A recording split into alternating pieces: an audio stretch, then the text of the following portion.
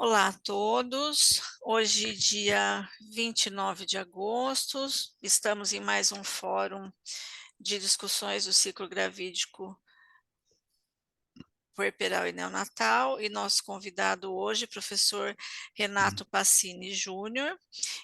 O tema escolhido por ele é diagnóstico e manejo da ruptura prematura de membranas.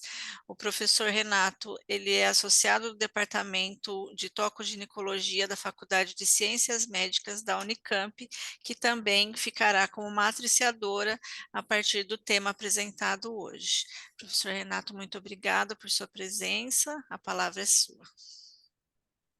Boa tarde a todos e a todas. Eu queria agradecer o convite, então, do Grupo de Enfrentamento à Morte Materna, Infantil e Neonatal da Secretaria Estadual de Saúde do Estado de São Paulo. A oportunidade de estar aqui com vocês e discutir esse tema, que é um tema de grande relevância, como vocês vão ter oportunidade de ver, né? Mas também é um tema muito complexo e muito controverso, né? Então, eu vou tentar, nesta hora, explicar da melhor maneira possível que eu consiga, né? Essas controvérsias, essas complexidades aí que existem, e depois a gente terá um tempo, então, para discutir as eventuais dúvidas que acabam sempre surgindo num tema como este, né? Então, como eu tive uma dificuldade técnica aqui na apresentação, a Adriana vai me ajudar e eu vou solicitar para ela, então, que passe o próximo slide.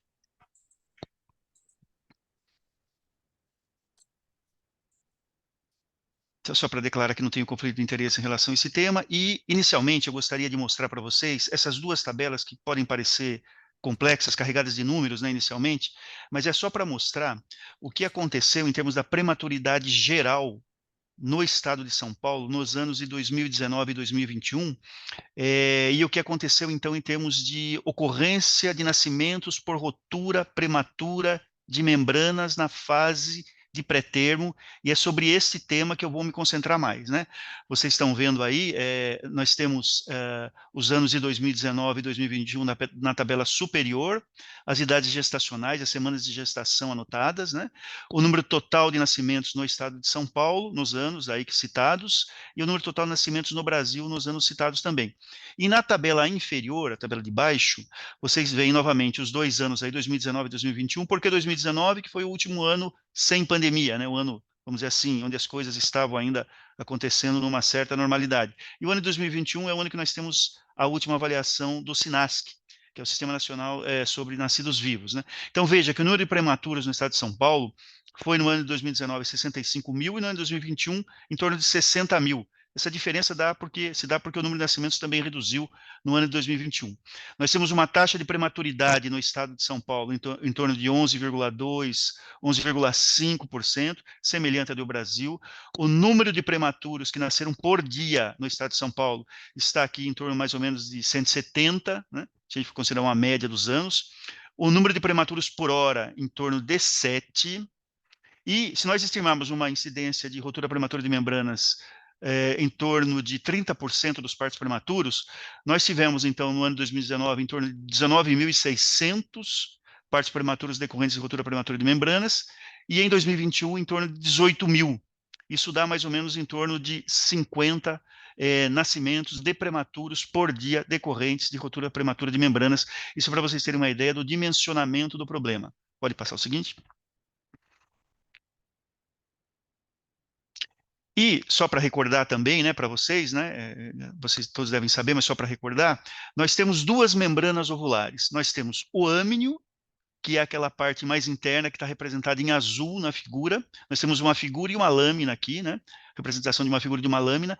O âmnio é a parte, então, mais interna das membranas, que está em contato com o líquido amniótico. O córion, que está representado em amarelo, é a parte mais externa, e o córion está aderido à decídua uterina, essa parte que está representada aqui em verde, e que tem uma descontinuidade aqui próximo ao orifício interno do colo uterino.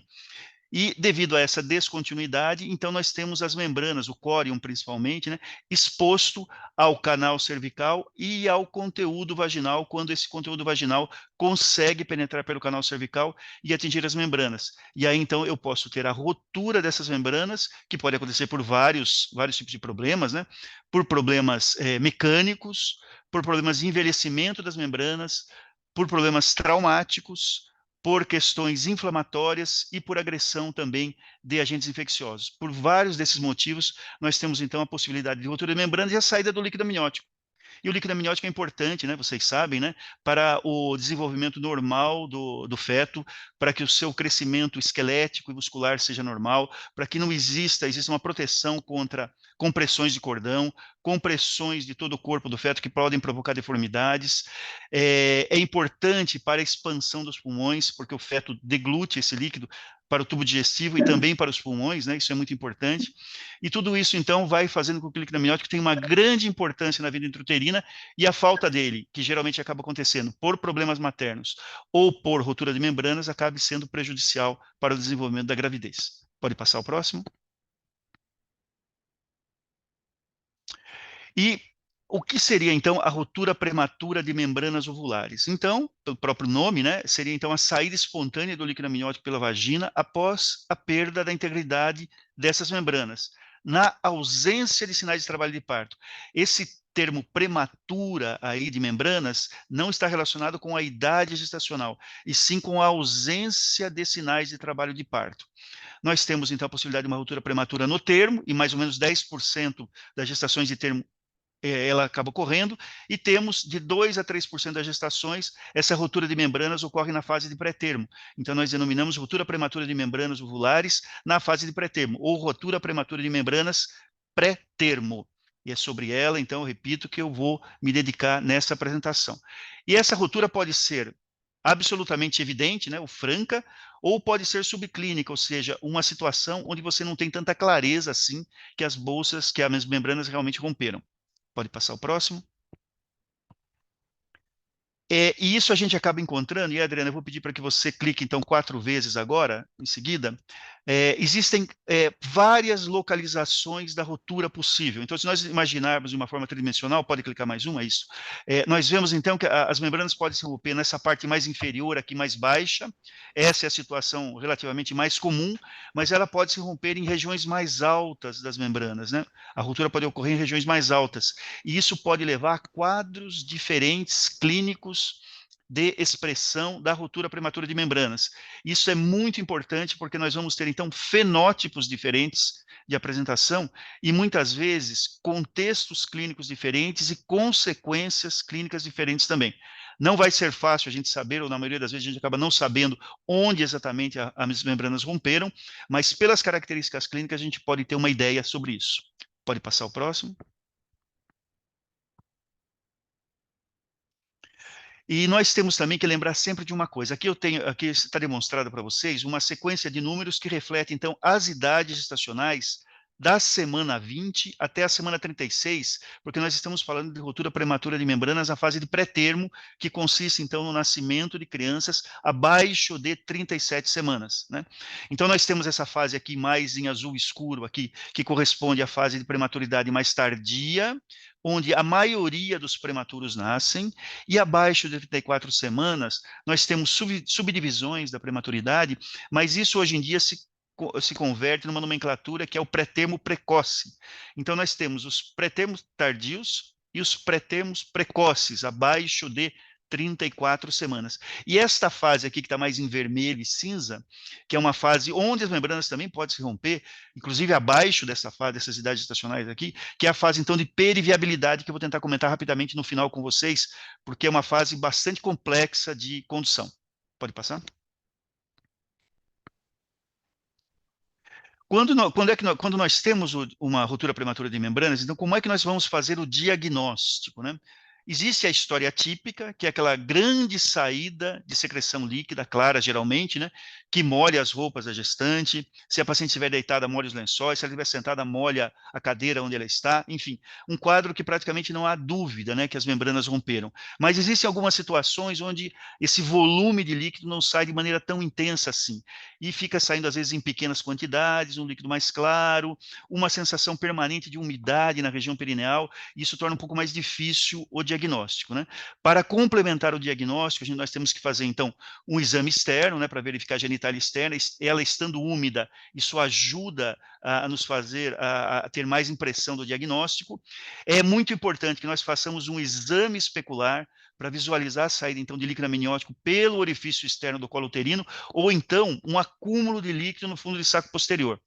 Também é importante o exame especular, porque nós podemos já identificar algum grau de dilatação do colo uterino e podemos até, numa situação mais rara, ver um problema muito grave, que é um prolapso de cordão, que pode acontecer numa situação dessa de rupturas de membranas, né?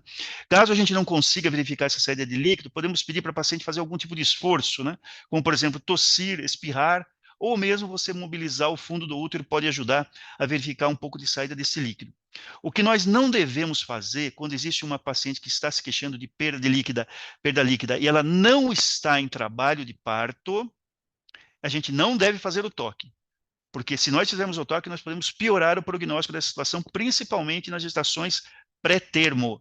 Então, toque somente se a paciente estiver em trabalho de parto. E o exame ultrassonográfico, ele não é um exame para diagnóstico, né? Ele não é capaz de confirmar diagnóstico, mas ele pode colaborar no esclarecimento de uma ruptura de membranas, caso exista uma pequena quantidade de líquido amniótico na cavidade amniótica. Pode passar o próximo. E nós temos que lembrar também de uma questão importante quando nós temos um diagnóstico de ruptura de membranas. Ele vai acontecer em alguma idade gestacional da fase de pré-termo. E quanto mais precoce for em termos de idade gestacional essa ruptura, mais distante nós estaremos da fase do termo. Ou seja, mais tempo essa paciente, se ela não entrar em trabalho de parto espontâneo, ou se nós não induzirmos o parto, mais tempo ela poderá ficar com bolsa rota. E algumas pacientes poderão ficar com a bolsa rota por até meses, né? Então, isso significa que nós teremos um grande trabalho pela frente e a gestante também terá que passar por um grande processo aí de adaptação nesse período. Pode passar? Acho que já foi esse, né? Acho que está voltando, né? Pode passar? Pode passar. Isso. Então, nós temos... Volta um pouquinho o anterior. Volta o anterior, por favor. Nós temos, nesses casos onde existe uma certa dúvida se as membranas romperam ou não, né, nós temos alguns diagnósticos diferenciais que nós temos que levar em consideração. Um deles é a existência de uma bolsa coreamniótica, ou seja, fica líquido entre o córium e o âmnio. E ao romper somente o córium, então uma coriorex, esse líquido pode sair então para a vagina, se exteriorizar e nós temos praticamente uma confirmação de líquido amniótico, mas na verdade não temos uma amniorrex. Nós temos somente uma coriorex. É mais difícil de fazer esse diagnóstico. Podemos ter as rupturas altas, como eu já mostrei naquela figura anterior, uma hipersecreção mucosa de muco cervical pode dar uma certa confusão, isso pode ser um diagnóstico diferencial importante. Algumas pacientes que têm vulvovaginite com muita leucorreia também podem apresentar uma dúvida no diagnóstico.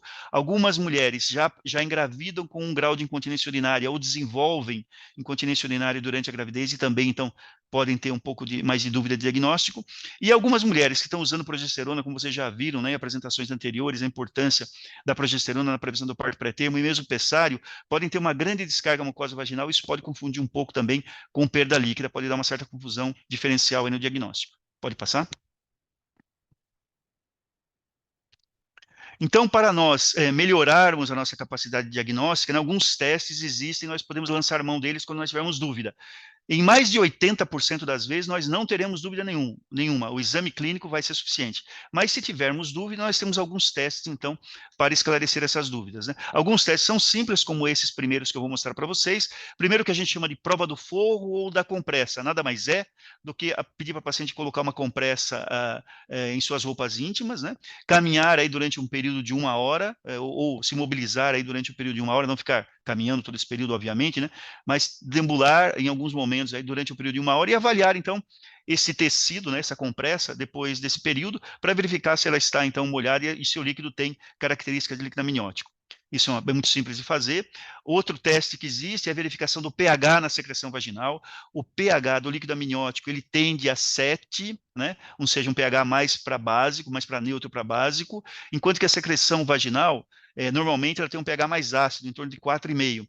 Então, nós podemos usar as fitas de pH mesmo, né, normais, né, ou então o chamado teste da nitrazina, que é um papel, então, amarelo, né, que você, ao colocar, então, no fundo de saco vaginal, se ele ficar azul, isso reflete, então, um pH em torno de 7, então você tem mais um exame que vai para o sentido de que há uma confirmação da perda de líquido amniótico mesmo, né. E O grande problema é que esse tipo de teste pode estar influenciado por várias secreções que podem estar presentes na vagina, né? Como, por exemplo, secreções bacterianas, como a vaginose bacteriana, sêmen, soluções antissépticas que você vai utilizar quando vai fazer o exame especular, por exemplo, não é conveniente que se utilize, né? A própria urina também pode alterar, então esse exame pode ter resultados falsos positivos ou falsos negativos. Pode passar o próximo. Um outro exame que existe, né, que também é importante, que a gente utiliza na prática, é o teste de cristalização da secreção cérvico-vaginal. Colhe-se com uma espátula no fundo do saco posterior a secreção que existe, através do exame especular, passa-se de uma lâmina, deixa essa lâmina secar, e depois nós vamos avaliar no microscópio. Se tiver este aspecto, como está aí na figura à direita de vocês, de folhas de samambaia, isso é uma confirmação de que esta secreção é líquido amniótico realmente, né? Então, a gente tem mais aí uma prova no sentido de fazer o diagnóstico de ruptura prematura de membranas. O grande problema é que também várias secreções, né, vaginais, várias questões técnicas também podem interferir no resultado, e esses testes, todos que eu falei para vocês, o teste do pH e o teste de cristalização, eles acabam tendo baixa acurácia, uma baixa efetividade, então, diagnóstico, quando são passadas muitas horas depois da ruptura. Se a paciente chega muitas horas depois, né, então isso acaba, esses testes acabam muitas vezes sendo negativos e a paciente, na verdade, tem realmente uma ruptura de membranas. Pode passar o próximo. Por isso que hoje existem alguns testes que são considerados de melhor acurácia, né? São testes mais caros, realmente, né? Isso que dificulta a sua utilização na prática diária. São os métodos imunocromatográficos. Nada mais são do que testes que envolvem, então, a detecção de proteínas que deveriam estar somente na cavidade amniótica e você acaba encontrando essas proteínas na vagina. É como se eu, então, fizesse uma identificação de líquido amniótico na vagina. As proteínas mais utilizadas são essas duas aqui que estão em vermelho, né? A microglobulina 1-alfa placentária e a proteína de ligação ao fator de crescimento semelhante à insulina. Então, nós temos testes no mercado. O custo deles varia aí em torno de 100, 150 reais, então não é barato, né? Não é todo mundo que tem esse tipo de recurso que pode lançar as mãos, pode passar o seguinte, e é um teste que você tem o resultado praticamente na hora, quase como se fosse um teste de gravidez, né? Aqui nós estamos vendo na parte superior aqui um teste com uma barrinha vermelha só, esse seria um teste negativo, e como se fosse um teste de gravidez mesmo. Testes positivos, então, com duas barrinhas vermelhas mostrando então que tem essa proteína, então que existe a possibilidade de ter líquido amniótico sim na secreção. É uma forma de você melhorar a acurácia de um teste diagnóstico. Pode passar? Bom, isso tudo na fase de diagnóstico, então. Nós temos, então, uma alta probabilidade de fazer um diagnóstico clínico, com uma certa tranquilidade pela história que a paciente apresenta. Na impossibilidade de fazer um diagnóstico clínico imediato, tirar um pouco melhor a história, avaliar com aqueles testes, pelo menos os testes mais básicos, né? A prova do forro, o teste do pH, o teste de cristalização. Caso isso também não seja possível, se você tiver no local que tenha esse recurso de utilizar os testes imunocromatográficos, você pode lançar mão deles, né? A ultrassonografia pode ajudar se vier uma redução muito grande de líquido amniótico. Repetindo, a ultrassonografia não confirma o diagnóstico de bolsa rota, é um exame para ajudar na identificação. E quando nós tivermos já, então, uma certeza de que a paciente realmente apresenta uma ruptura prematura de membranas pré-termo, então, nós vamos fazer uma avaliação inicial desta paciente. Então, a primeira coisa, vou repetir, não pode haver dúvida em relação ao diagnóstico. Vai ter que fazer um grande esforço no sentido de esclarecer essa dúvida, se essa dúvida existir.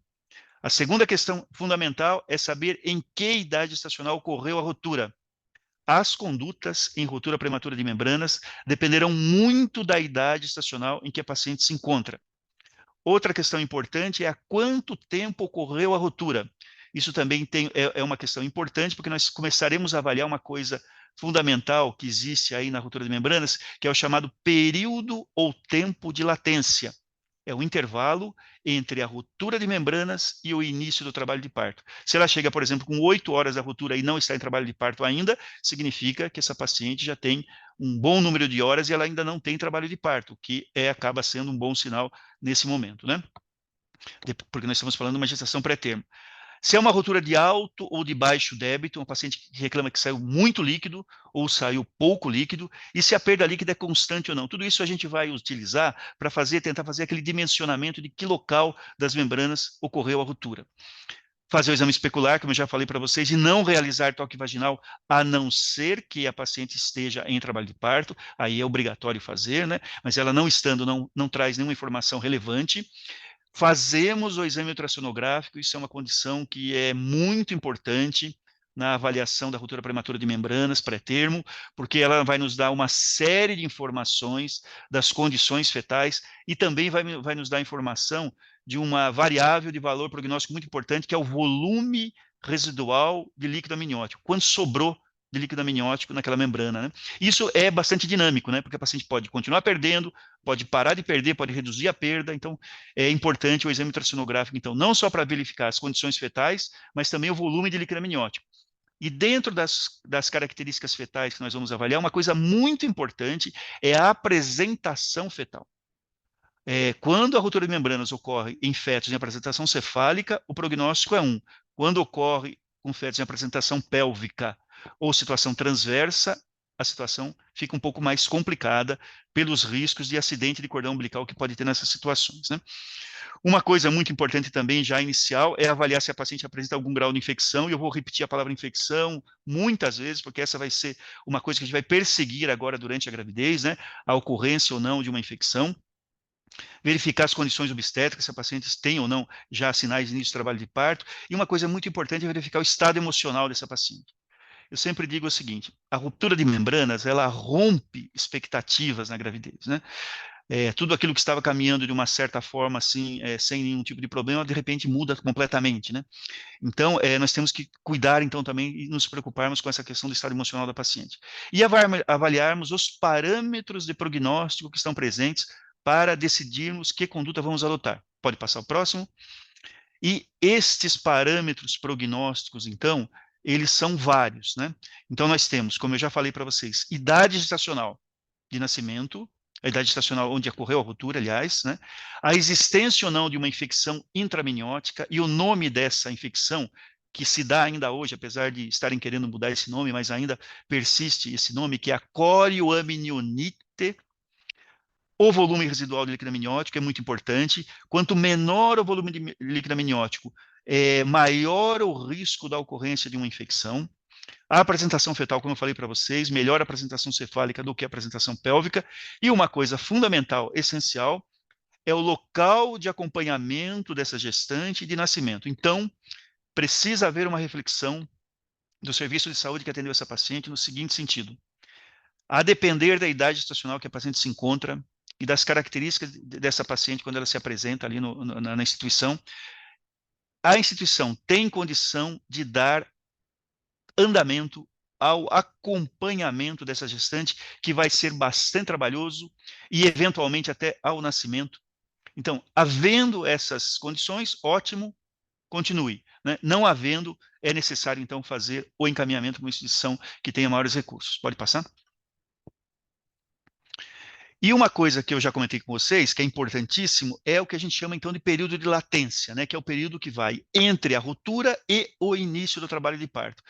Então, eu estou apresentando esse trabalho para vocês, tem trabalhos de vários países, inclusive do Brasil, né? Só para vocês entenderem uma coisa. Aqui nós temos a idade estacional em azul, da semana 24 até a semana 31, como vocês estão vendo aí, né?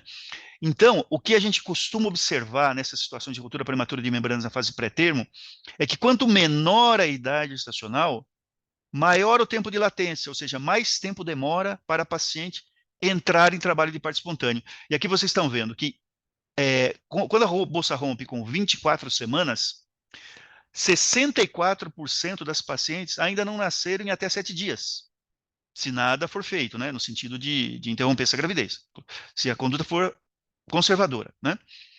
Em 14 dias, depois de 14 dias, 34% ainda não nasceram, ou seja, uma em cada três continuarão grávidas ainda, né?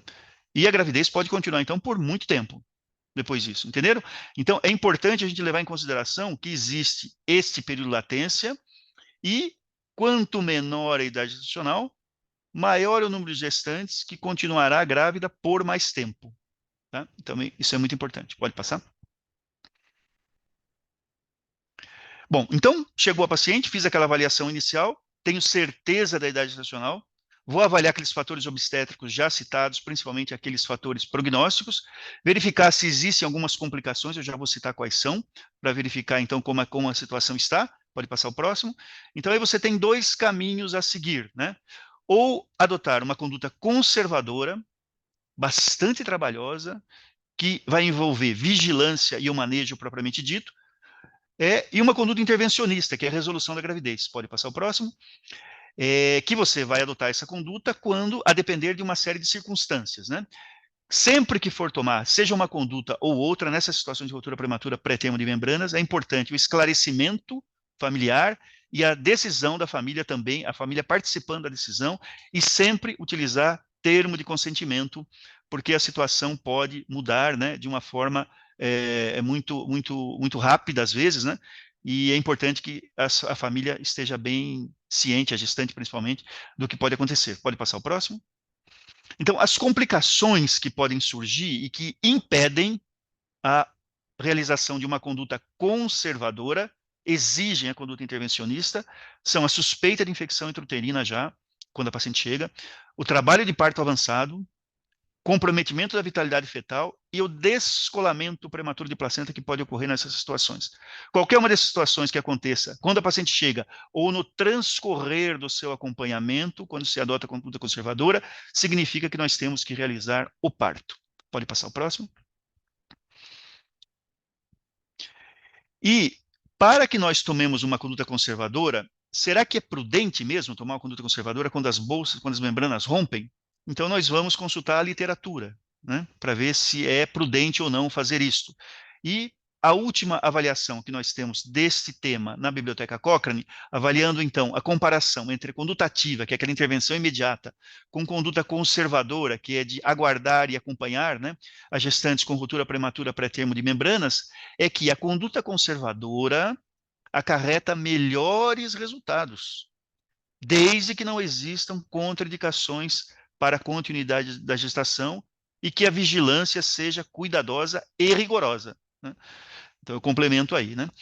Então, é isso que nós temos que fazer na gravidez, então. Em princípio, se nada contraindicar, na fase de pré-termo, a conduta conservadora é a mais indicada. Lembrando, então, novamente, né, que nós podemos ter, então, um tempo bastante prolongado de acompanhamento nesses casos. Pode passar?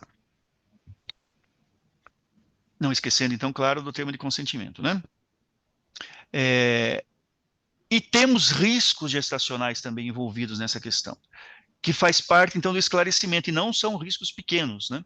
A possibilidade, então, que sempre vai existir da ocorrência de uma infecção intraminiótica durante o nosso período de acompanhamento, o risco de descolamento prematuro de placenta, que também persistirá 3 vezes maior em pacientes com ruptura de membranas, a possibilidade de lesões inflamatórias no feto, decorrente desta ruptura de membranas. Essas lesões inflamatórias podem provocar lesões fetais.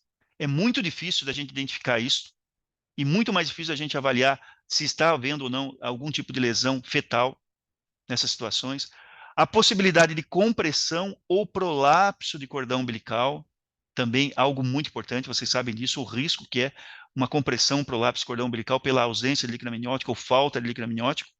A possibilidade de compressão torácica deste feto, e se isso ocorre em idades gestacionais muito precoces, por exemplo, bolsas que rompem abaixo de 24 semanas, existe o risco também de hipoplasia pulmonar. Hipoplasia pulmonar muitas vezes é fatal, né, ao nascer, né? A possibilidade de defeitos faciais e de membros. O óbito fetal pode ocorrer durante o acompanhamento, pode acabar nascendo mesmo na prematuridade extrema, mesmo que a gente tente adotar medidas para tentar evitar o parto pré-termo, e pode ocorrer sepse fetal, sepse neonatal, sepse materna e até morte materna nessas situações. Então, tudo isso tem que estar muito bem esclarecido no termo de consentimento, para que a gestante possa, então, tomar a melhor decisão, e você vai ter que também acompanhar, né, buscando, então, sempre vigilante a esse tipo de problemática. Pode passar o próximo?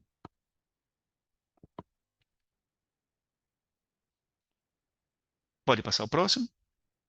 Pode passar mais um? Isso. Então, no manejo propriamente dito, só volta um minutinho. Isto.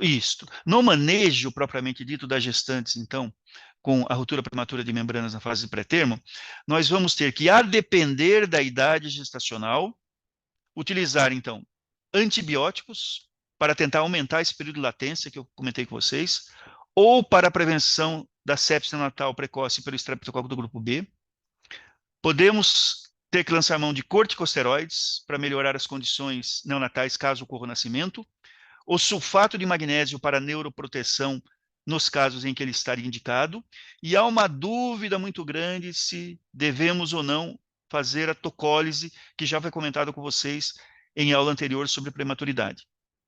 E dentro disso tudo, nós estamos continuando no nosso acompanhamento clínico, fazendo a vigilância fetal, a vigilância materna. Temos que responder uma pergunta, né, se devemos ou não manter a gestante internada, e a gente pode comentar um pouco sobre isso mais à frente. Lembrando que essa internação pode durar semanas ou até meses, né? Até quando nós devemos manter a conduta conservadora que nós tomamos, né? E questões relativas ao manejo do parto, propriamente dito, nessas situações. Pode passar o próximo.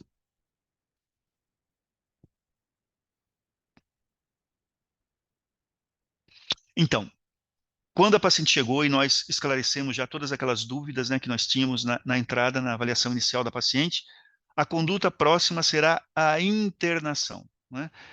E a internação, então, ela poderá ser prolongada.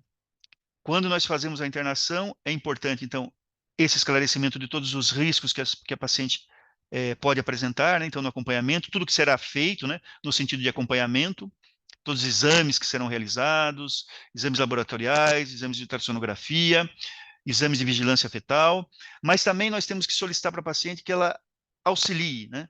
E ela pode auxiliar muito, porque nós vamos ter uma continuidade, então, agora no tempo, e as mudanças podem acontecer de forma muito rápida. Então, ela mesma pode nos ajudar, informando, então, as características do líquido amniótico que ela está perdendo, se ela continuar perdendo, né? Então, se existe alguma mudança no padrão de perda líquida, na quantidade, na coloração, no odor, né? Isso é importante. Se ela começa a apresentar contrações ou não, se ela está apresentando algum tipo de dor abdominal, se teve algum sangramento, se houve alguma mudança no padrão de movimentação fetal, tudo isso é muito importante. E aqui vem um trabalho essencial das equipes de enfermagem, né? Aqui é essencial esse trabalho das equipes de enfermagem, nesse sentido da vigilância de como a paciente está. Além disso, o suporte emocional é muito importante, então, onde houver condições, né, as pessoas se aproximarem mais dessas mulheres, darem o apoio emocional que ela necessita, eventualmente até acompanhamento com o serviço de psicologia pode ser necessário. Vamos ter que fazer uma vigilância e avaliação constantes, já vou comentar um pouco sobre isso. E, de novo, né, nós temos que lembrar o seguinte: precisamos de recursos institucionais para acompanhamento desses casos. A gravidez deixou de ser uma gravidez de risco habitual e passou a ser uma gravidez de alto risco. Por isso, nós precisamos, então, de recursos para acompanhamento, que não serão poucos. Recursos não só de equipamentos, mas recursos laboratoriais e recursos humanos também, tá? Incluindo a possibilidade de nascimento e a necessidade de uma terapia intensiva neonatal. Pode passar?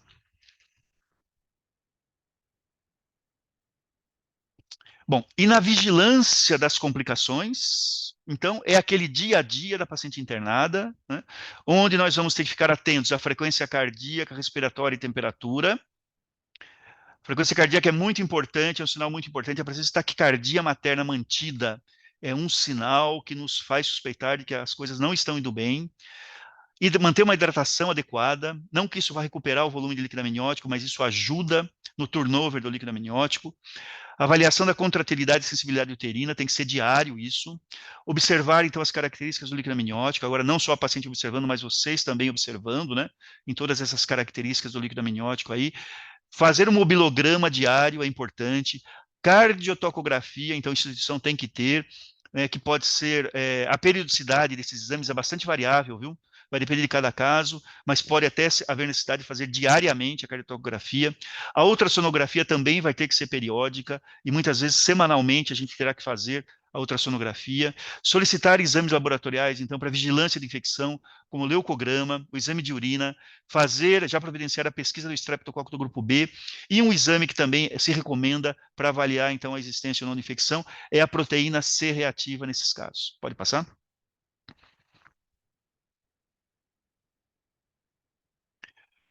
Quando nós acompanhamos, então, uma gestante que tem a ruptura prematura de membranas na fase de pré-termo, nós temos que pensar o seguinte: a barreira protetora do líquido amniótico, da cavidade uterina, ela desapareceu, né? O líquido as membranas se romperam. Então, pode haver uma ascensão bacteriana da vagina, bactérias da vagina geralmente, né? Embora existam outras vias, bactérias da vagina podem chegar na cavidade amniótica. Então, nós temos uma frequência de micro-organismos em torno de 40% já na cavidade amniótica depois que as membranas romperam, né? Isso leva também a um processo inflamatório local. E existem muitas bactérias que podem fazer essa ascensão, tanto aeróbias quanto anaeróbias, né? Por isso que muitas vezes as infecções que ocorrem, elas são polimicrobianas, e na maioria das vezes a gente não sabe qual é o agente causador de uma eventual infecção. Pode passar? E essa infecção, o nome que se dá a ela é a corioamnionites, como eu comentei com vocês, né, anteriormente, né? A corioamnionites, na verdade, é um grupo heterogêneo de condições, que envolvem não só infecção, mas também inflamação. E claro que pode ter repercussões maternas ou fetais. Nem todos os quadros de infecção terão expressividade clínica. Eles podem ser subclínicos, isso é um problema, né? Obviamente, né? É, existem múltiplos critérios de diagnóstico dessas corioamnionites, mas, em geral, existe o que está anotado aí à direita, né? A ocorrência de febre, geralmente maior ou igual a 38 graus, a possibilidade, então, de uma taquicardia materna, geralmente batimentos maior que 100. Cuidado em situações de estresse materno, confundir, então, uma taquicardia do estresse com taquicardia de infecção, né? A possibilidade de taquicardia fetal, útero que a gente chama de útero irritável, aquele que se contrai facilmente quando nós palpamos, ou um útero doloroso à palpação, a possibilidade de saída de secreção purulenta pelo orifício externo do colo uterino, então precisa de uma avaliação, né, constante para verificar se está acontecendo ou não, e a ocorrência de leucocitose, né? Como nós utilizamos muito corticoide, muitas vezes, né, utilizamos corticosteroides, não muito corticoide, mas muitas vezes vamos utilizar corticosteroides nessas mulheres, o uso de corticosteroides pode provocar uma leucocitose. Então, cuidado com isso também. A gente deve avaliar estes exames para fazer um diagnóstico de corioamnionites de forma conjunta, quadro clínico e os exames em conjunto, não analisar parâmetros isolados, senão nós podemos ter erros de diagnóstico. Pode passar? Porque é fundamental que nós tenhamos em mente que nós vamos fazer um tratamento para essa situação denominada corioamnionites, e para isso nós vamos utilizar antibiótico terapia, e existem aqui 4 esquemas de utilização de antibióticos citados aqui, né? São escolhas de literatura, existem inúmeros esquemas que podem ser utilizados, alguns mais simples, alguns mais complexos. Eu particularmente gosto deste primeiro esquema aqui, que é ampicilina e gentamicina, ou clindamicina e ceftriaxona, né? Então, esses esquemas podem ser utilizados, mas qualquer um deles pode, existem outros também que podem ser utilizados. Pode passar o seguinte. Mas, ao fazermos o diagnóstico de corioamnionites clínica, nós já pensamos, então, na resolução da gestação. Infelizmente, independente da idade gestacional. Tá? E o parto deve, na maioria das vezes, ele pode ocorrer por via vaginal se não houver uma contraindicação para isso. Pode passar o seguinte. Devo utilizar antibióticos, então, para que não aconteça uma infecção dessa, nós devemos utilizar antibióticos, então, de forma profilática. Então, essa é uma grande discussão na literatura, né? As avaliações mais recentes que nós temos sobre isso mostram, sim, que os antibióticos são capazes, sim, de aumentar, então, esse período de latência e podem ser benéficos. O único antibiótico que não se recomenda utilizar é a associação amoxicilina-clavulanato. Então, os antibióticos profiláticos podem ser benéficos. Pode passar? Das diversas associações de antibióticos que são recomendadas para aumentar, então, o período de latência, esta é a recomendada pelo Ministério da Saúde no seu Manual de Gravidez de Alto Risco e também pelas últimas recomendações da Sociedade de Ginecologia e Obstetrícia do Estado de São Paulo. Uma associação de azitromicina com ampicilina e com amoxicilina. Mas existem vários esquemas propostos na literatura. Então, esse é um esquema para aumentar o período de latência. Antibiótico profilaxia, não antibiótico terapia para corioamnionites. Pode passar? Mas tem um outro problema, né, que é justamente o risco da infecção fetal e neonatal pelo estreptococo do grupo B. Aqui na Unicamp nós fizemos um levantamento no início dos anos 2000 para avaliar a prevalência do estreptococo do grupo B em ruptura prematura de membranas pré-termo, e nós verificamos que 30,6% das gestantes estavam colonizadas, quase uma em cada três. Então, é importante, sim, fazer a triagem para o estreptococo quando ocorre a ruptura e fazer antibiótico profilaxia. Pode passar o próximo? E a antibiótico profilaxia, em geral, ela é feita com penicilina, que é o esquema do CDC, que utiliza, então, você pode usar tanto a penicilina quanto a ampicilina, e no caso da paciente ter algum histórico de sensibilidade a essas medicações, existem outras alternativas que podem ser utilizadas. Não tão boas quanto penicilina e ampicilina, mas que também podem ser utilizadas. Pode passar o próximo? Então, na verdade, pode passar o próximo. Para a prevenção de infecção, no caso de uma ruptura prematura de membranas, nós temos que pensar na profilaxia da coraminonite, pode passar o próximo, e também na profilaxia do estreptococo do grupo B, pode passar o próximo. E esse é o grande problema. Qual antibiótico, então, eu vou utilizar? Porque são antibióticos diferentes, né? Existe uma certa semelhança com alguns, mas, no geral, eles são um pouco diferentes. Então, muitas vezes, nós somos obrigados a fazer uma opção, né? Para um ou para o outro, ou para os dois, né? Então, aí as instituições se dividem um pouco na preferência. Se faz mais a profilaxia para a coraminonite, mais para o estreptococo do grupo B, mas essa não pode faltar, ou se faz as duas. Pode passar o próximo. Outra questão fundamental, de fundamental importância, é o uso de corticosteroide na ruptura prematura de membranas pré-termo. Veja, nós não sabemos se essa gravidez vai até qual idade gestacional, nós não temos ideia, né? Então, mesmo que a gente pretenda levar essa gravidez mais à frente, há uma alta probabilidade de nascer na fase de pré-termo. E os corticosteroides, também já foi falado para vocês em aula anterior, são fundamentais na sobrevida neonatal dessas crianças. Então, a recomendação é que se faça, sim, o corticosteroide na ruptura prematura de membranas, porque eles podem melhorar desfechos neonatais, e desde que você suponha que exista um risco de parto prematuro em até 7 dias. Não é tão fácil fazer essa estimativa, viu? E o que nós utilizamos é o mesmo ciclo de corticosteroides que já foi falado para vocês também na aula de prematuridade. Ou a betametasona, 12 miligramas intramuscular a cada 24 horas por 2 dias, ou dexametasona, 6 miligramas intramuscular a cada 12 horas por 2 dias. Pode passar o próximo. Em que idade estacional nós devemos utilizar? Pode passar o próximo. Em geral, nessa idade estacional que está aqui em verde, de 24 até 33 semanas e 6 dias. Existe dúvida se nós devemos utilizar na prematuridade tardia. Algumas instituições utilizam, pode passar o próximo. E existe dúvida também se nós devemos utilizar na fase aqui de periviabilidade. Pode passar o próximo. Então, são dúvidas, né? Mas nesta faixa aqui nós devemos utilizar sim. Os britânicos, no seu guia britânico, consideram que deve utilizar em bolsa rota até 35 semanas e 6 dias. Veja que é bastante, né? Pode passar o próximo. Os americanos consideram que deve usar até 36 semanas e 6 dias. Também são recomendações particulares de países, né? Mas nós recomendamos, pode passar o próximo, que nós temos que ter cautela, principalmente no uso nesta faixa de idade gestacional aqui, acima de 33 semanas, porque nós não sabemos ainda realmente os riscos a longo prazo do uso desses corticosteroides. Mas devemos utilizar, sim, nas outras idades. Pode passar? Em relação ao tocolítico, então, como eu já tinha comentado com vocês, os britânicos não recomendam o uso tocolítico e os americanos consideram que nós não devemos utilizar assim de uma forma rotineira, mas em algumas situações, para dar tempo de fazer o corticoide, ou eventualmente para transferir a paciente, nós poderíamos utilizar, né? Bastante cautela na utilização de tocolítico, e alguns não podem ser utilizados, como, por exemplo, os beta-miméticos, e nem a indometacina, porque eles podem trazer complicações em situações de ruptura prematura de membranas. Pode passar? Outra medicação importante, que já foi citado também, é o sulfato de magnésio para neuroproteção fetal. Pode colocar o próximo. Quando é que nós vamos utilizar o sulfato de magnésio em situações de ruptura prematura de membranas? Apenas em situações com gestações abaixo de 32 semanas e com risco iminente de parto, ou seja, uma previsibilidade de parto em até 24 horas. Isso ocorre, então, em pacientes que estão com bolsa rota e trabalho de parto ativo, ou pacientes com bolsa rota que têm uma indicação de resolução da gravidez, uma interrupção terapêutica da gravidez. Então, nessas situações que nós devemos utilizar sulfato de magnésio. Pode passar?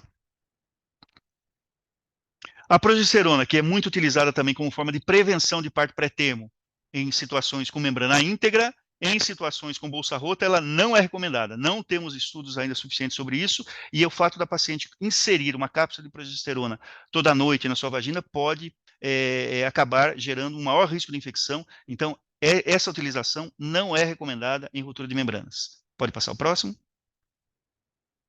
Então, até quando nós mantemos a conduta conservadora? Em geral, se mantinha a conduta conservadora até 33 semanas ou até 34. Pode passar o próximo. Mas os estudos mais recentes, pode passar? Os estudos mais recentes que existem agora, eles demonstram que se nós continuarmos acompanhando essa gravidez, então 35 até 36 semanas, chegando no máximo a 37, os resultados neonatais melhoram, embora alguns desfechos possam ser mais frequentes, como, por exemplo, o risco de hemorragia e o risco de coriomeningite. Mas a resultante final acaba sendo positiva. Pode passar o próximo. Por isso, então, que hoje há uma certa mudança na literatura no sentido de até quando nós devemos acompanhar. Então, a maioria das instituições considera que o acompanhamento pode ser feito se não houver nenhuma complicação, é importante deixar bem claro isso, até 37 semanas, 36 semanas e 6 dias, 37 semanas. Daí não deve passar, mas a gente poderia chegar até na situação para melhorar as condições fetais, desde que nenhuma complicação ocorra. Pode passar o próximo. E uma questão aqui, que eu tenho ainda mais uns minutos aqui para falar com vocês, e eu quero comentar, na verdade, eu nem ia colocar esta parte, porque ela é muito complexa e precisa de falar com calma, e eu já estou correndo um pouco aqui por causa da questão do tempo, que eu quero deixar um tempo para discussão, né? Mas a ruptura de membranas na periviabilidade, e o que seria viabilidade, né? Viabilidade é aquela situação onde 50% das crianças sobrevivem depois do nascimento, sobrevivem na alta hospitalar, né? E no Brasil, isso vai variar de país para país, obviamente, né? E não só de país para país, mas dentro do próprio país, né? Uma cidade, por exemplo, pode ter taxas de viabilidade melhores do que outras, pelas condições de assistência neonatal que podem ser proporcionadas, né? Então, a ruptura de membranas, como ela pode ocorrer na periviabilidade, isso gera uma dificuldade muito grande de manejo, né? É uma situação particular, então, de dificuldade. É uma das questões que hoje em dia nós temos mais desafiadoras, né? Enfrentadas, então, tanto por obstetras como também por neonatologistas, porque são decisões que têm que ser tomadas, que são muito difíceis, né? E num cenário emocionalmente bem alterado. Pode passar o próximo? Eu vou só colocar algumas coisas desse tema, só para deixar vocês aí cientes. Eu acredito que esse seria um tema a ser tratado de forma mais ampla, até pela própria Secretaria Estadual de Saúde, envolvendo não só obstetrícia, né, mas também neonatologia, e não só para a ruptura de membranas, para outras situações também, porque é um tema realmente que suscita muita dificuldade e muito controverso, e era importante que a gente tivesse um certo modo de agir semelhante, né, na medida do possível, né, frente a essas situações. E as consequências do nascimento, então, na periviabilidade são várias, né? Dá para imaginar o nascimento com 23, 24, 22 semanas, né, uma alta mortalidade, uma elevada taxa de morbidade, não só ao nascer, mas nos primeiros anos de vida, comprometimento de vários sistemas, né, inclusive neurológico, que pode durar toda a vida, né? Maior associação com doenças na vida adulta, maior mortalidade na vida adulta. Então, a questão é, será que nós podemos evitar o nascimento nessa época? Pode passar o seguinte, então, se romperem membranas nesta época da gravidez, pode passar o próximo. Nós temos de novo aquela tabela. Essa barra azul mostra o que eu já falei para vocês. Nós temos a conduta conservadora, que nós tomamos de 24 até 34 semanas, pode passar o próximo. Uma certa dúvida aqui, né, na realização da conduta conservadora acima de 34 semanas, mas hoje já aceitamos mais isto. Mas qual é a conduta realmente aqui nessa fase abaixo de 24 semanas, né? Então a questão é, pode passar o próximo, será que nós não podemos também ser conservadores nessa época aqui, tentar levar essas gestações um pouco mais à frente, para que elas caiam nessa faixa aqui de conduta conservadora? Então essa é a grande discussão. Pode passar o próximo? Algumas considerações nós vamos fazer sobre a ruptura de membranas nesta fase da gravidez, né? Se nós esperarmos alguns dias, isso pode aumentar a chance de sobrevida caso essa criança venha realmente a nascer, né? Uma outra coisa importante é que nós avaliamos muito o peso, né, dessas crianças para fazer as correlações de prognóstico. As estimativas de peso por ultrassom envolvem maior taxa de erro, bem como também a avaliação da vitalidade fetal nessa idade gestacional tão precoce, praticamente a gente não tem parâmetro de avaliação, né? Então a gente pode errar mais, então, nas avaliações que nós fazemos nessa fase. Basicamente, metade das mulheres que têm ruptura de membranas nesta fase da gravidez, o nascimento acaba ocorrendo de forma espontânea em até 10 dias, né? Então, mesmo que nós não adotemos uma conduta mais intervencionista nesse momento, muitas vezes a gravidez acabará se interrompendo de forma natural até, né? Isso, às vezes, é até uma situação que deixa a paciente um pouco menos, vamos dizer assim, sensibilizada para não ter que tomar decisões mais drásticas, né? E existe, e raramente, mas existe a possibilidade de fechamento espontâneo da ruptura e reacúmulo parcial de líquido amniótico. Isso ocorre em poucos casos, mas é possível acontecer. Então, cautela a gente tem que tomar nas decisões a serem tomadas nesse período. Pode passar? Próximo. Temos também fatores prognósticos, agora que são fatores um pouco mais amplos, né, do que os fatores que a gente colocou anteriormente, né? Então, isso já envolve sexo fetal, é um fator prognóstico, peso ao nascer, se existe gravidez única ou gravidez múltipla, se foram usadas, se serão utilizadas essas medicações ou não, o local de acompanhamento, como eu já falei, a via de parto e principalmente o manejo neonatal que vai ser instituído caso essas crianças venham nascer, é muito importante. Pode passar? Aqui eu vou mostrar para vocês um trabalho que foi feito na Holanda, então não dá para muita gente, às vezes, fazer comparação, né, com a realidade da Holanda e a nossa realidade em certos aspectos, né, mas o nascimento abaixo de 24 semanas foi acompanhado um grupo aqui, então, na Holanda, olha o que ocorreu em termos de desfecho, né. Em 59% desse grupo que foi acompanhado de forma conservadora, ocorreu a morte, então, gravidez que rompeu membranas abaixo de 24 semanas. Em 59%, ocorreu morte intrauterina ou mesmo parto antes de 24 semanas. A bolsa pode ter rompido aqui em semana 18, 19, 20, 21, 22, né? 2% ocorreu morte intrauterina após 24 semanas. Conseguiu passar 24, mas acabou morrendo. 12% dos nascidos vivos morreram após o parto.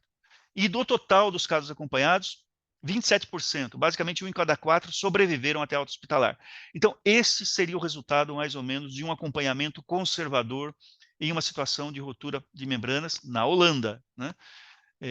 Ou seja, e aí nós temos que avaliar, então, aquela coisa do copo meio cheio, copo meio vazio, né? Se esse resultado é bom ou não é. Esse resultado tem melhorado com o passar dos anos, mas ainda continua sendo um resultado muito abaixo do que a gente gostaria que fosse. Pode passar o próximo?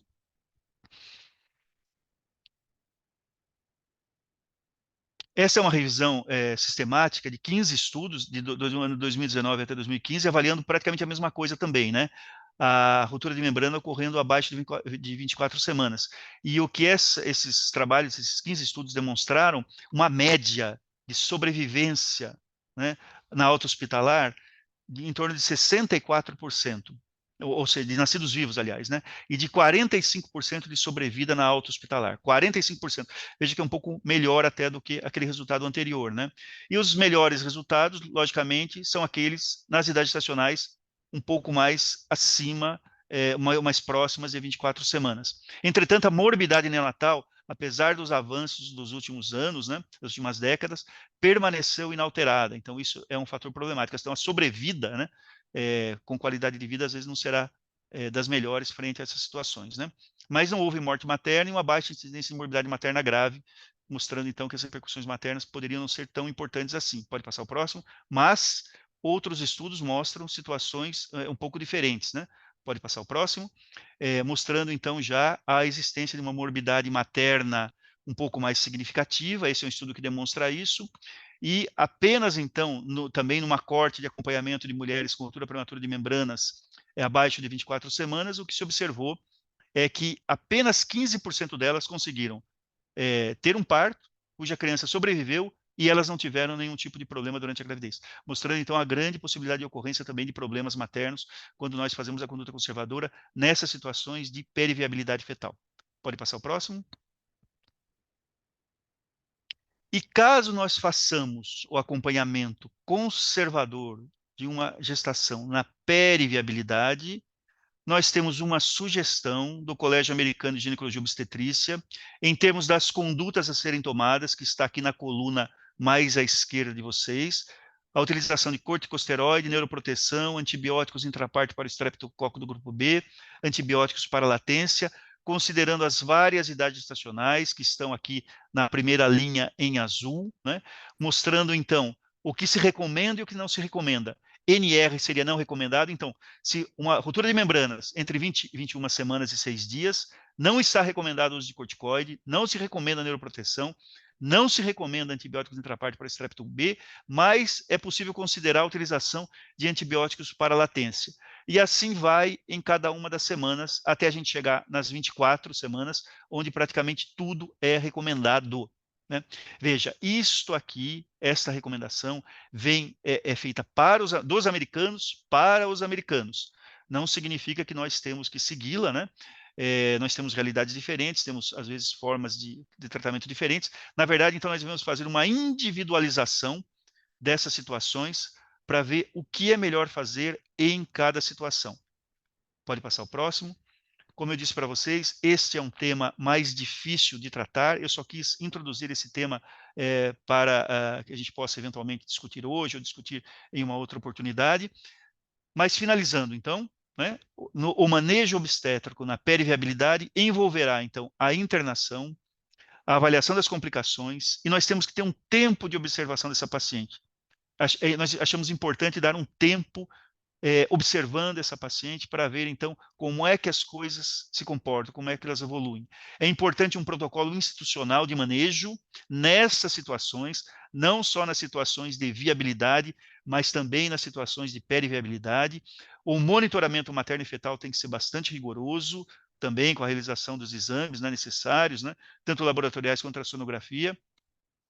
A discussão sobre prognóstico desta gravidez tem que ser feita em conjunto com obstetra, os pais e o neonatologista. É muito importante a presença do neonatologista nessa discussão. Tudo compartilhado, decisões compartilhadas, com registro em prontuário, definição de um plano de conduta individualizado e respeitando limitações éticas e legais que existem, principalmente nessa fase, que é uma fase onde a gente tem que ter muito mais cuidado com certas questões que podem ser desdobradas em relação ao tipo de acompanhamento que será realizado. E sempre, como eu disse para vocês, a utilização de um termo de consentimento. Pode passar o próximo, que é o último.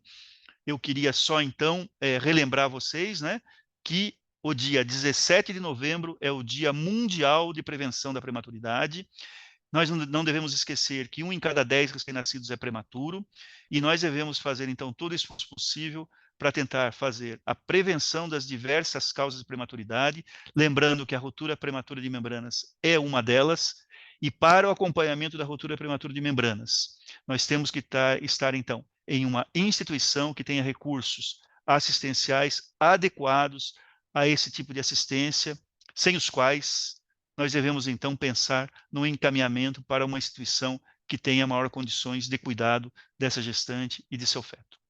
Muito obrigado pela atenção de todos. Muito obrigada, professor. Pessoal, enquanto eu vou olhar o chat para ver se tem alguma manifestação, eu vou tirar a aula e vou passar para vocês, para que vocês possam aí trazer as perguntas para o professor Renato.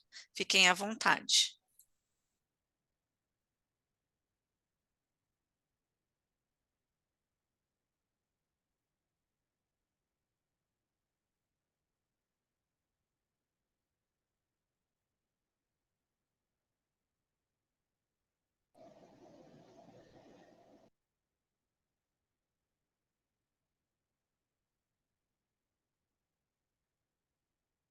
Eu não vi nenhuma pergunta no chat. Peço que vocês participem, então, trazendo as perguntas pelo microfone. Doutora Suê, por gentileza. Então, primeiramente, eu gostaria de cumprimentar o Renato pela aula rica, né? Ao mesmo tempo, com muita informação e muito didática, né? E aí eu queria fazer uma pergunta, Renato, se você passou e eu não guardei, mas eu queria fazer uma pergunta assim. Quando vocês têm uma paciente na Unicamp com ruptura prematura de membranas, vocês em algum momento, na conduta expectante, permitem a alta hospitalar? E se sim, de que forma? Boa tarde, Suê. Obrigado pelas palavras. Realmente essa é uma pergunta recorrente, né? E eu tirei essa parte da apresentação para não criar uma certa confusão aí, né? Eu sempre tomo bastante cuidado com esse tema, que é o acompanhamento das gestantes em regime ambulatorial. Então, a regra que existe na atualidade, acho que praticamente no mundo todo, é manter a paciente internada. Realmente isso gera um grande custo para a instituição, um grande custo emocional para a paciente, para a sua família. Às vezes esse é o grande fator que provoca descompensação no acompanhamento, o tempo exagerado que a paciente fica internada, porque ela fica internada numa expectativa constante, fazendo exames, né? Mas assim, de tratamento mesmo, ela acaba recebendo pouca coisa, né? Porque não temos o que fazer, na verdade, a não ser a vigilância, né? Então, isso gera uma frustração muito grande frente a essa situação toda. Então, a regra é manter internada. A única revisão sistemática que existe publicada da Biblioteca Cochrane envolve aproximadamente 100 pacientes acompanhadas. Isso é muito pouco para qualquer conclusão. Inclusive, eles mesmos admitem isso, né? E nesta avaliação da Biblioteca Cochrane, então, a gente chega à conclusão que não é possível concluir em relação à segurança de fazer ou não o acompanhamento ambulatorial. Quando nós vamos avaliar os estudos que já existem publicados, na maioria deles retrospectivos, eles indicam bons resultados com a conduta conservadora ambulatorial, com acompanhamento ambulatorial. Nós aqui na Unicamp, aplicando pelo menos 10 critérios de seleção, nós conseguimos, do nosso grupo aqui, em torno de 15% da nossa população de pacientes com ruptura prematura de membranas, fazer este acompanhamento domiciliar. Mas isso, logicamente, se a paciente concordar com isso, e ela precisa ter total condição de compreensão das instruções, ela precisa ter total condição de se deslocar até o hospital de forma rápida, e ela precisa ter condição de fazer algumas avaliações no seu domicílio. Por exemplo, verificar a temperatura diariamente, né? Então, frente a este tipo de característica de gestante, que é uma minoria, a gente acaba, então, podendo optar pelo acompanhamento domiciliar. E é um risco muito grande, porque, por exemplo, se ocorrer um descolamento prematuro de placenta no domicílio, o resultado pode ser muito pior do que o resultado ocorrendo com a paciente internada. Uma infecção no ambiente domiciliar pode ter um desdobramento muito pior do que com a paciente internada.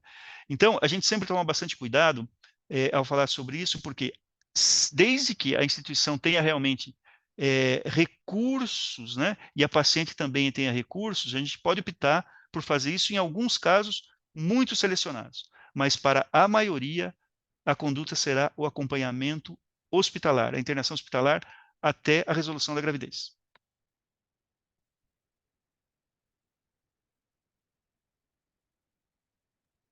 Perfeito, Renato.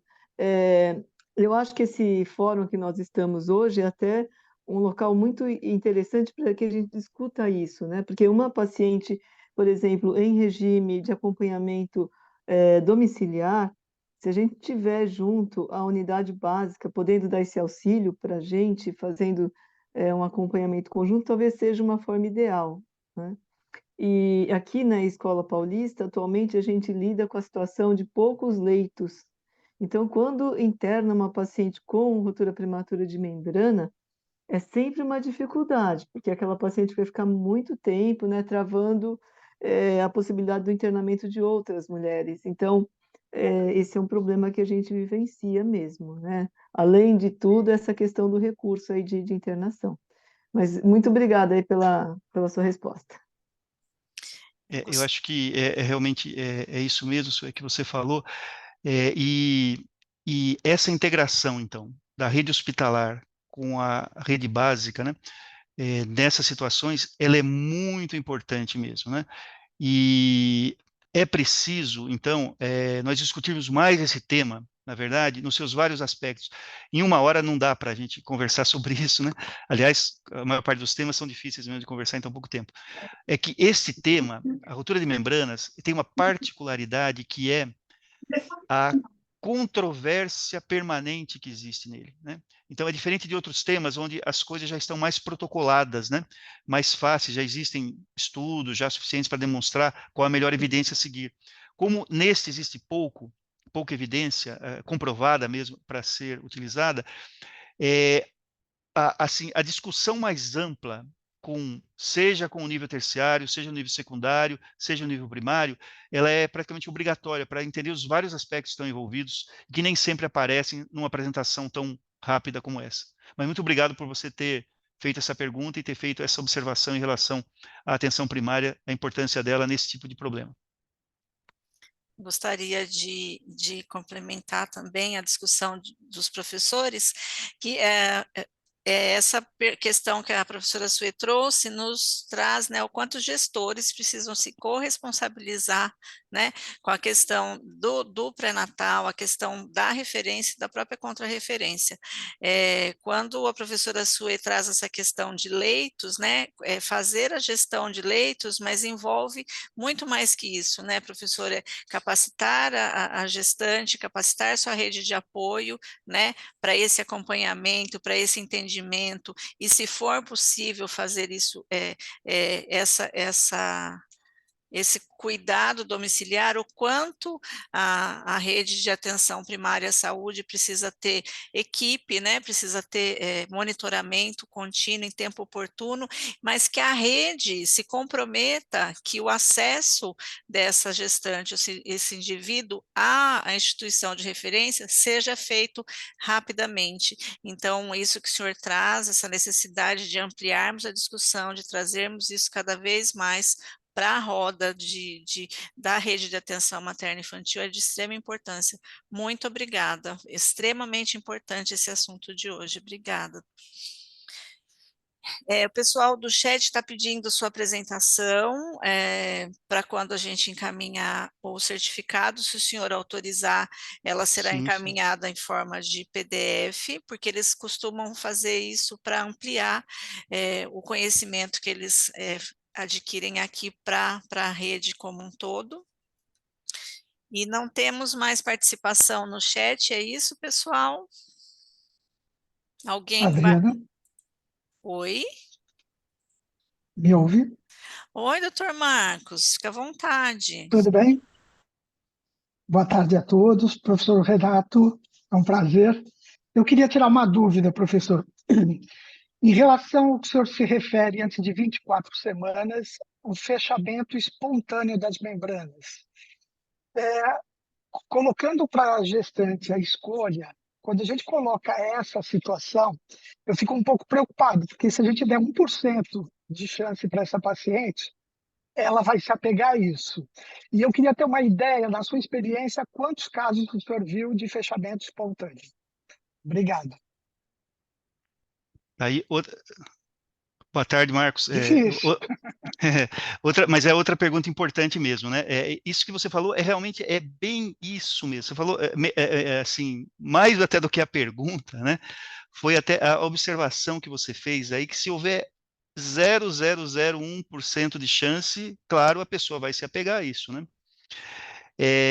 Então, realmente, quando ocorre a ruptura de membranas, ainda mais nesta fase, onde a perspectiva, né, de um resultado razoavelmente bom, ela é bem pequena, né, ela é diminuta, qualquer chance realmente deve ser levada em consideração pela gestante. E não só por ela, mas também por nós, né? Existe realmente uma possibilidade de selamento, né? O nome que se dá hoje a esta particularidade que acontece nas situações de ruptura prematura na periviabilidade, pode acontecer até em outras idades, mas na periviabilidade parece que isso tem um pouco mais de frequência. O nome que se dá a isso é um selamento de membranas, né? Isso pode ocorrer por mecanismos ainda não bem explicados, né? Que envolvem, por exemplo, uma proliferação de células deciduais na região da rotura, um sangramento que ocorra no local, formando uma espécie de trombo que se organiza naquela região e ele fica estabilizado ali por uma certa fibrose no local. Tudo isso, então, pode provocar o fechamento, mas isso só vai acontecer se a rotura for de pequenas proporções. Roturas de grandes proporções, elas não têm como cicatrizar. As membranas não têm capacidade cicatricial, né? Então, esse risco, essa possibilidade é muito pequena. Existem alguns relatos apontando até 10% de chance de selamento nessas situações. Eu, particularmente, não acredito. Eu acho que isso é muito menor, né? Eu não teria condição de dizer exatamente qual é. O que eu já vi, e eu já vi, não sei se o senhor já viu, mas eu já vi casos onde realmente isso ocorreu, né? E situações que às vezes a gente dava por perdida a gravidez e realmente, de repente, o líquido amniótico começa a se recuperar, a paciente para de perder líquido e a gravidez evolui, né, de uma forma quase que normal, né, depois de um certo período. Mas isso, novamente, é uma raridade. Agora, quando nós conversamos com a paciente, a gente tem que apresentar, acho que, todos os contextos, né, todos os cenários. Nós aqui falamos dessa possibilidade, que existe a possibilidade, então, deste fechamento das membranas, né, dessa obstrução, tamponamento das membranas, mas nós alertamos que isso é algo extremamente raro, muito difícil de acontecer. Mas mesmo para pacientes que muitas vezes nós não falamos sobre isso, elas têm adotado, a maioria das mulheres tem adotado uma preferência pela conduta conservadora mesmo, pela conduta expectante, de continuar a gestação, mesmo que nós não falemos algo desse tipo, né? E foi isso, na verdade, que acabou mudando um pouco a conduta nossa aqui. Nós tínhamos uma ideia mais intervencionista nessas situações, hoje nós somos bem mais conservadores nessa questão. E quem mudou isso na nossa cabeça foram as próprias mulheres, né? Assumindo esses riscos todos aí, né, de uma continuidade da gravidez. Eu não estou dizendo que nós temos que tomar uma conduta ou outra, eu espero que isso fique bem claro, né? Porque isso tem que ser decidido em cada situação em particular. Mas eu acho que nós também devemos mencionar que existe essa possibilidade e destacar a raridade de que isso aconteça. Professora Sue. Renato, assim, o que você mostrou também dessa conduta conservadora em idade gestacional abaixo de 24 semanas, o resultado, ele não é bom, né? A gente tem uma mortalidade grande e uma coisa que sempre fica é como ficam essas crianças sobreviventes também, que vão necessitar de muitos cuidados, né? Então, eu não sei se vocês têm também uma avaliação posterior dessas mães. Eu acho que quando você tem um filho, dificilmente alguma mãe vai falar que não gostaria de tê-lo tido. Mas tem algumas coisas que acho que podem ser marcadores, né? Por exemplo, a desestruturação da família, porque o que a gente vê é que muitas, não sei se é só uma impressão, por isso que eu estou te perguntando o que você tem de experiência aí, como que ficam essas famílias posteriormente com o filho prematuro nessa idade gestacional e do apoio que elas têm para cuidar dessas crianças. Então, essa pergunta é muito boa também. Isso é uma preocupação, lógico, né, de todos nós, né? É o drama da prematuridade, na verdade, né? Que fica mais ainda dramático quando você tem essas situações muito mais extremas, né? Onde as repercussões acabam sendo muito maiores. Nós não temos o acompanhamento dessas crianças assim, da maneira como você está falando, mas a literatura tem o acompanhamento, né? E mostra, existe realmente uma grande quantidade de sequelas, algumas sequelas graves, né? Mas nós estamos numa fase de transformações, eu acho, em relação a uma série de coisas. E uma das transformações que eu acho que nós estamos vivendo agora que eu acho muito importante é o significado. Você falou do significado, né? Este significado de uma criança que eventualmente tenha sequelas que podem ser, do ponto de vista objetivo, serem até relativamente graves, na verdade, a quem cabe esse julgamento, né? A quem cabe, né? esse julgamento acho que cabe mais para a própria família, né? Para a própria mãe, assim, para os pais, né? Para dizer, então, o que eles consideram realmente uma situação realmente que gere dificuldade, e vai gerar, obviamente, né? Mas até que ponto essa dificuldade não pode ser transponível e acabar sendo intransponível. Então, é importante que a gente diga, assim, os problemas que podem ocorrer, né? Caso essa criança sobreviva e nasça nessas idades, né? Então, isso que a gente tem que deixar claro, porque se ela nascer mais à frente, então ela terá, então, as mesmas características de uma criança, então, com 24, 25, 26 e por aí vai, né? Que também não é uma situação muito fácil, né? Mas a criança pode chegar, a gravidez pode durar bastante tempo, né?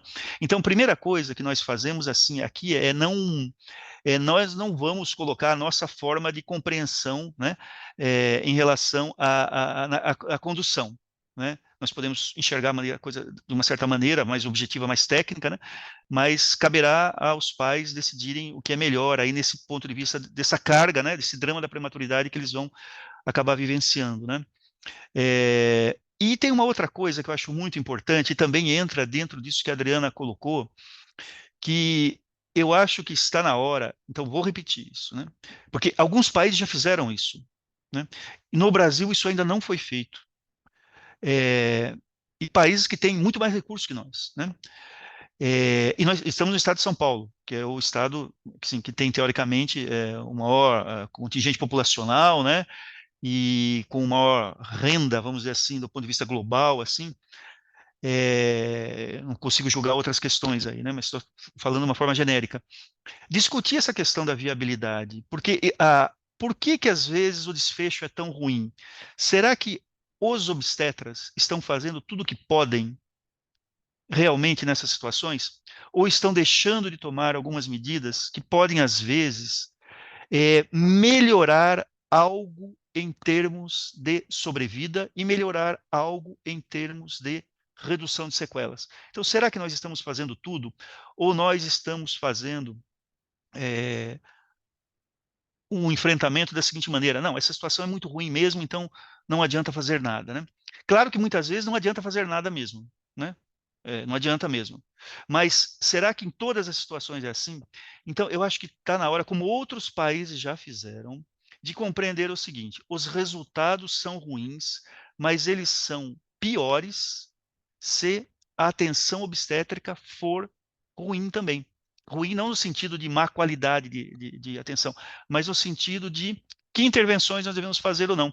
Então, será que não está na hora da gente avaliar um pouco melhor essas situações e tentar verificar se em determinados casos, não em todos, nós não devemos agir de uma maneira um pouco mais diferenciada, junto com a neonatologia, que também tem lá as suas formas de enxergar esse tipo de questão, né? E da mesma forma que nós, obstetras, também passaram por fases, eu acho, da história aí de enfrentamento dessa situação, mas como eles pegam a criança, né, isso acaba tendo uma maior repercussão. A Sociedade Brasileira de Pediatria, por exemplo, ela já tem um protocolo instituído de como proceder em situações de periviabilidade. Nós não temos dentro da Febrasgo isso, né? A SOGESP fez, eu até participei da redação de um capítulo da SOGESP no ano passado, naquele livro de gravidez de alto risco, que fala exatamente sobre esse tema. A viabilidade, o comportamento do obstetra na situação de viabilidade fetal, de periviabilidade fetal, desculpa. Então, eu acho que era a hora, porque isso tem repercussões em várias esferas. Você falou aí de uma delas, que é a questão das sequelas, né? Essas sequelas, se a criança sobreviver, vão acompanhar a vida inteira da criança algumas vezes. Isso tem um custo emocional, psicológico, social, pessoal e institucional para o sistema de saúde enorme, né? E será que a gente não está, será que a gente está agindo adequadamente nessas situações? Então, essa é uma dúvida que só vai ser esclarecida se as pessoas se juntarem para conversar, como outros países fizeram. Ninguém tem a solução, né, para essas coisas. As pessoas precisam se juntar, discutir pontos de vista, discutir características já de informação que a gente tem de literatura, exemplos que a gente tem de literatura para poder pensar em propor algo que seja mais concreto, e aí sim nós teríamos uma rede, né, quase uma linha de cuidado, né, vamos dizer assim, dentro deste tema, que é um tema muito importante, embora acometa uma parcela pequena de gestações, gera um resultado muito dramático e que envolve um custo social muito grande. Muito obrigada, professor Renato. Acho que isso, eu vou colocar mais uma pimentinha. O quanto a gente discutiu aqui nesse fórum já o limite da viabilidade, mas esse assunto nunca se esgota, mas o quanto a informação está chegando. Quando ouvimos o senhor falando, a gente percebe, né, a importância que se dá para a singularidade de cada caso e para o entendimento que cada paciente, cada familiar terá para poder acompanhar isso, mas o quanto a rede, mais uma vez, precisa se comportar de uma maneira singular, de levar essa informação adequada, mas pensando nessas questões, né, sociais, culturais, econômicas, que vão envolver particularmente cada usuário de cada ponto desse estado, né? Nós temos aqui Presidente Prudente, tem médico de Presidente Prudente, tem médico de Limeira, e quanto é divergente o cuidado e os protocolos que têm que ser instituídos em cada região. Então, isso que o senhor traz, assim, não se esgota, a gente precisa realmente conversar, a gente precisa estudar e, a partir de evidências, como é que a gente vai propor dentro do nosso estado uma assistência de qualidade. Doutor José Higino, da Santa Casa de Limeira, quer falar, doutor?